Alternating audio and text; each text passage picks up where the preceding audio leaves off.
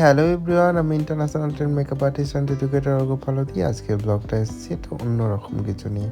আজকের ব্লগটি রয়েছে আমরা তারাপীঠ গেছিলাম, তারই একটা ব্লগ। আমি আর ভাই দুজন মিলে গেছিলাম তারাপীঠ।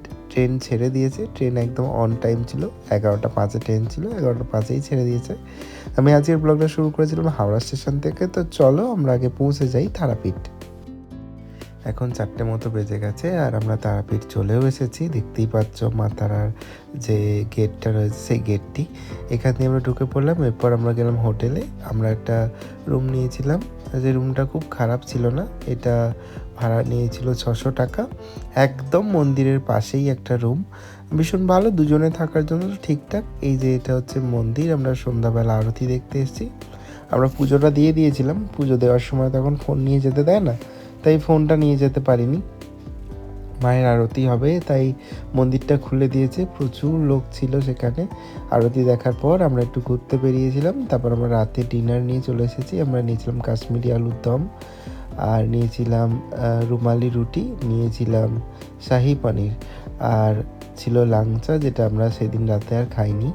এরপর এই যে যেখান দিয়ে বেরোলাম এটাই আমাদের হোটেল, আর এই যে মন্দির একদমই খুব কাছাকাছি ছিল মন্দির।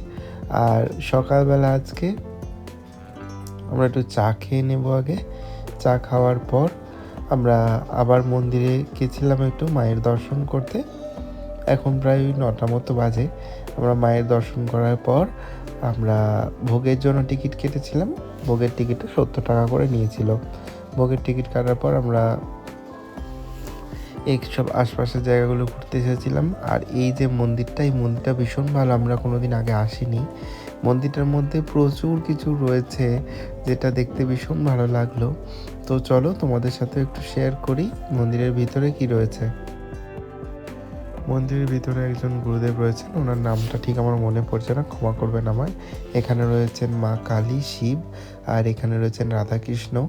আর এর নিচের তলায় রয়েছে প্রচুর কিছু মানে কাহিনী, যেখানে যেরকম এখানে কৃষ্ণের রাসলীলা রয়েছে, এখানে নারায়ণের যে রূপগুলো সেগুলো রয়েছে, এখানে মা ছিন্নমস্তা রয়েছে।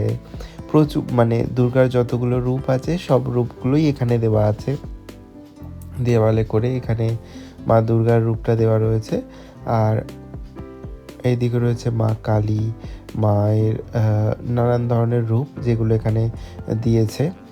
অনেকগুলো রূপই ছিল, আর এখানে দিয়েছে কৃষ্ণের লীলা খেলা, ছোটোবেলার যে লীলা খেলা ছিল কৃষ্ণের সেটি। এই জায়গাটাও ভীষণ সুন্দর করে করা ছিল। এরপর আমরা চলে এসেছিলাম ভোগ খেতে। এখন 1টা মতো বাজে, আমরা বসেও পড়েছি। এটা আন্ডারগ্রাউন্ডে যে জায়গাটা ছিল সেই জায়গায়। এই টিকিটগুলো ওনারা দেখছেন আর এখান থেকেই ভোগটা দিচ্ছেন। তো ভোগে ছিল প্রথমে পোলাও, তারপর দিয়েছিল ভাত, আর একটা 5 মিশালি সবজি, ডাল, আর একটা সয়াবিনের তরকারি, চাটনি, আর পায়েস। ভোগ খাওয়ার পর আমরা বিকেলবেলা আবার বেরিয়েছি, একটুখানি ঘুরবো, কেনাকাটা করব। আর যে পুকুরটা প্রচুর ভাইরাল হচ্ছিল সেটা আমাদের হোটেল থেকে একদমই কাছে ছিল। আর এই যে টিনের শেডটা দেখছেন, এখানেই মানুষজন লাইন দিয়েছিল পুজো দেওয়ার জন্য, আমরাও এখানেই লাইন দিয়েছিলাম। তো আমরা মন্দিরের একদমই গায়ে রয়েছি। ভালোই হোটেলটা কিন্তু ছিল, যেটা আমরা ছিলাম। মন্দিরের ঘন্টা শুনতে পাচ্ছিলাম। আর রাতের বেলা ডিনার করেছিলাম বিরিয়ানি, এটা ভীষণই ভালো খেতে ছিল। তারপর আমরা পরের দিন ভোরে আবার মায়ের দর্শন করতে এসেছি, কারণ আমরা আজকে বেরিয়ে যাব। আর আজকে পৌষ মাস 1 তারিখ, তো সেই কারণে মায়ের দর্শন করে আমরা বেরিয়ে যাচ্ছি। ব্লগটা অনেক দিন আগেকারই, আমার পোস্ট করার সময় হয়নি, তাই পোস্ট করা হয়ে ওঠেনি। চলুন, ট্রেন এসে গেছে, এবার বাড়ি ফিরবো। থ্যাংক ইউ পুরো ভিডিওটা দেখার জন্য আর আমার সাথে থাকার জন্য অসংখ্য অসংখ্য ধন্যবাদ।